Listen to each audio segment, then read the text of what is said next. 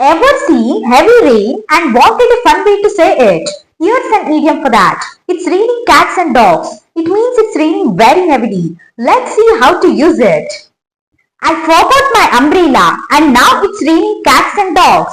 We cancelled our picnic because it was raining cats and dogs all day. I couldn't step outside. It was raining cats and dogs all afternoon. It's raining cats and dogs and the streets are already flooded. The match got postponed since it was raining cats and dogs.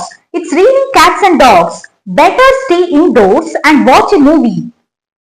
It's raining cats and dogs, so let's grab some hot coffee and relax. The kids couldn't play outside because it was raining cats and dogs. Don't go out now. It's raining cats and dogs.